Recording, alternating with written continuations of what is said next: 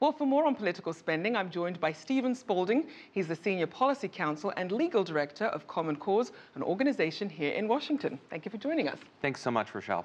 So as we heard from Sean, there are billions of dollars thrown into campaigns from undisclosed private donors. And then on top of that, these independent super PACs with unlimited funding.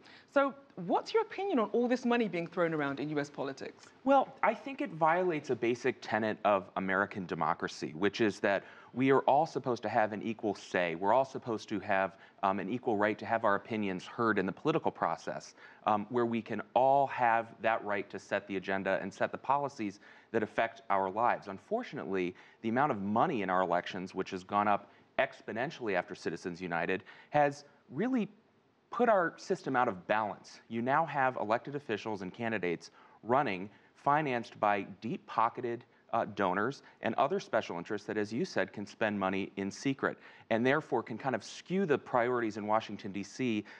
And in state capitals across the country in a way that makes it hard to solve the key public policy problems that we have to do today in America. Now, it does seem that every campaign cycle we get the same cries for campaign financing reforms, but we don't seem to see any changes. Why is that? Well, I'll challenge you on one piece of that, which is we are seeing reforms at the state and local level, and we hope that that will eventually bubble up to serious reform here in Washington, D.C. The last time we had major reform was in the wake of the Watergate scandal, which is one of the most famous campaign finance scandals. But we are seeing efforts underway to shine a light on undisclosed secret money in state elections, for example, in Massachusetts and in Rhode Island, and even in Montana. You had a bipartisan group of Republicans and Democrats pass laws to shine a light on spending. You will eventually see that happen in Washington, D.C. There are bills pending in Congress.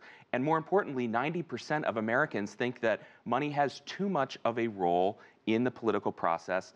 And politicians like to pay attention to what voters think, and we'll see how this plays out eventually in 2016. So with that being said, since we are seeing it at the state level, as you were saying, what sort of reforms would you like to see then to help it get all the way to the top? Well, first and foremost, we need to pass disclosure and transparency laws. The Supreme Court assumed in its decision in Citizens United that, yes, we'll lift the floodgates and allow all of this money into politics, but the court assumed that Americans would be able to evaluate who was speaking to them and evaluate to whom our elected officials might be beholden because we'd have disclosure laws. We don't have that in place right now. In the last since 2010, after Citizens United, through 2014, over $500 million came from undisclosed sources. So first and foremost, let's pass disclosure laws and follow the ways of some of the states. But ultimately, we need to pass small donor empowerment, public financing systems so that small donors can participate and have just as much a say as large wealthy donors and amplify their voices and make sure they're heard as well.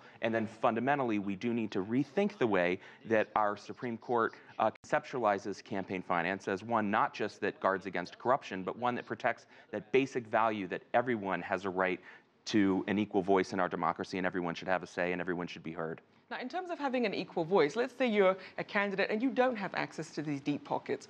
What are your options? Well, that is a problem in this country. Unfortunately, regular Americans who want to run for office are finding themselves hamstrung a bit if they themselves aren't wealthy or lack the connections to those with deep pockets and bank accounts. So again, the way that we finance our campaigns can change. We can move to a public financing system, which is how the legislature in Connecticut and Maine elect most of their members of their state houses, how New York City elects its city council, and eventually how we think members of Congress should be elected through those matching systems. Now, outside of the U.S., are there any other systems that are getting it right that perhaps make it a more level playing field? Well, I think there are some places, and our neighbor right to the north is one place that we could look at some elements of their system. For example, they have strong contribution limits. They also have spending limits, so one person can't drown out everyone on the playing field and basically dominate voters' attention. They also have pretty robust public financing systems there.